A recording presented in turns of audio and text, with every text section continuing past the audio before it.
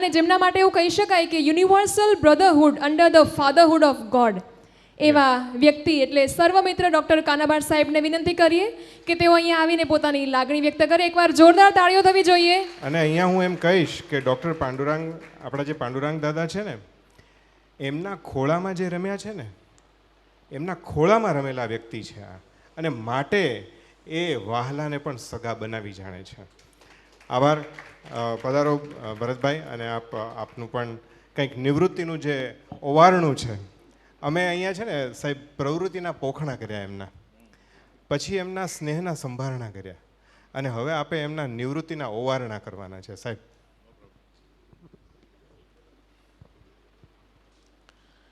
જેના માટે આપણે સૌ એકઠા થયા છીએ એવા આદરણીય ડૉક્ટર દવે સાહેબ,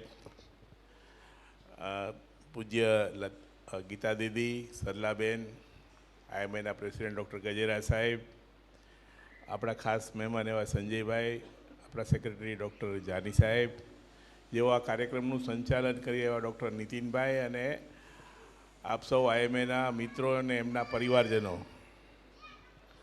આમ તો દવે સાહેબ માટે અંગત સંબંધો લાગણી તો ખરી, પણ મને લાગે છે કે હું આ એક યુનિક ઇવેન્ટને વિટનેસ કર્યો છે. મને લાગે આઈએમએના ઇતિહાસમાં કોઈ ડૉક્ટર પોતે એક્ટિવ હોય અને રિટાયરમેન્ટ લેતા હોય. અહીં વાત થઈ એમ વ્હીલચેરમાં પણ પ્રેક્ટિસ કરવાની ઘણાની તૈયારી હોય છે. એવી જ્યારે આપણી બધી હોય ત્યારે અહીંયા વારંવાર દવે દાદા કહેતા હતા, પણ મને ખૂંચતું હતું કે દવે દાદા તો છે જ નહીં, is a very young man. અને એની જૂની દાદાગીરીને કારણે સાહેબ કહેતા હશે, પણ દવે દાદા એમને રિયલી શૂટ ન થાય એવું એમનું પ્રવૃત્તિમય જીવન રહેલું છે. સદભાગ્યે અમને બધાને, આમાંથી ઘણા બધા લોકોને એમની સાથે ખૂબ જ લાંબા સમય સુધી કામ કરવાની તક મળી છે. મારા વ્યક્તિગત રીતે વાત કરું તો 82-83માં અમે સિવિલ હોસ્પિટલમાં સાથે હતા. ત્યાં મેકશિફ્ટ એક ટેબલમાં ટેબલ ટેનિસ રમતા હતા, અને કામ ન હોય, આપણી ડ્યુટી ન હોય તો રાતે 9-10 વાગ્યા સુધી ગપ્પા મારવાના, ઘણી બધી વાતો કરતા. એ વખતે એમનો પરિચય થયો.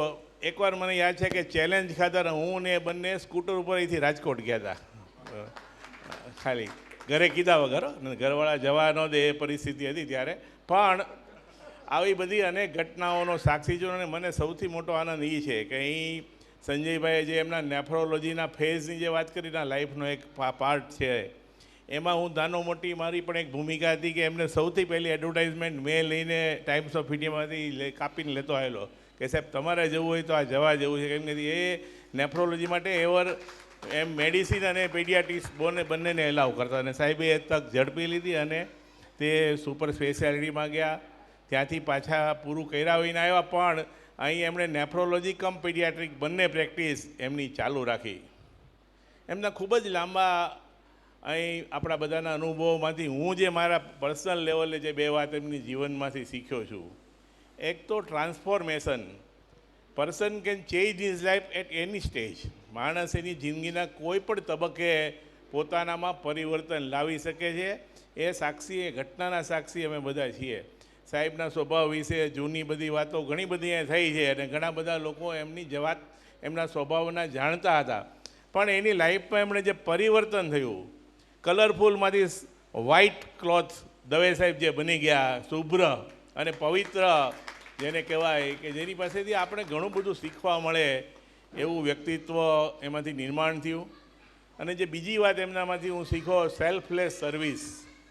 અમારે ત્યાં એક બિહારીભાઈ આવતા અમારે ઓટીમાં આસિસ્ટન્ટ તરીકે, વારંવાર કહેતા, કર્યું ક્યારે એળે જતું નથી.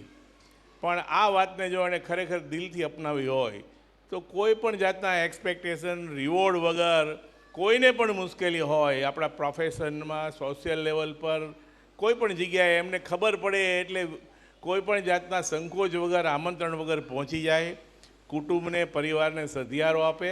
એનો મને પણ અનુભવ થયો છે, મને પણ એનો લાભ મળ્યો છે, ને આમાંથી ઘણા બધા લોકોને લાભ મળ્યો છે. તો આ એના વ્યક્તિત્વની જે બે ખૂબી છે એને હું મારા માટે વ્યક્તિગત રીતે મોટામાં મોટું સંભાળણું છે. આમ તો રિટાયરમેન્ટ આપણે કહીએ, retirement is not a end of a road, it is actually a opening of a new highway. માણસ માટે એમ કહેવામાં આવે છે કે રિટાયરમેન્ટ તમને જિંદગીની એક નવું પુસ્તક લખવા માટે જે સંપૂર્ણપણે કોરું છે, તમે નવેસરથી તમે એમાં અક્ષર પાડી શકો, નવેસરથી તમારી ઇમેજિનેશન, તમારા વિચારો, તમારી નવેસરની તમારી ભવિષ્યની યોજના લખી શકો એવી એક નવી બુક, નવી સ્લેટ તમને મળે છે. આવી સ્લેટ આપને એમને પ્રાપ્ત થઈ છે. એણે એના કામમાં ક્યારેય દિલ ચોરી કરી હોય એવું દવે સાહેબમાં તમને જોવા ન મળે. એક આ રિટાયરમેન્ટની વાત છે એટલે મેં ઘણા વખત પહેલાં એક જે સ્ટોરી વાંચેલી, એક કાર્પેન્ટરના રિટાયરમેન્ટની વાત. એ કાર્પેન્ટર કોઈ કોન્ટ્રાક્ટર નીચે કામ કરતો હતો અને કોન્ટ્રાક્ટરે જ્યારે સર્વિસમાં જોડાણો ત્યારે એને શરત મૂકેલી કે ભાઈ તારે દરેક પ્રોજેક્ટને તારી જિંદગીનો પહેલો જ પ્રોજેક્ટ છે અને નવો પ્રોજેક્ટ છે એમ કરીને તારે કામ કરવાનું રહેશે ને, એવી ડેડિકેશનથી.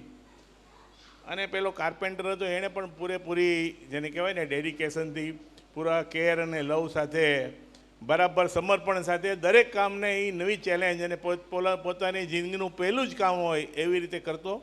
અને ખૂબ જ એની કેરિયર દરમિયાન એણે એના જે બોસ કોન્ટ્રાક્ટર હતો એને ખૂબ જ સંતોષ આપ્યો.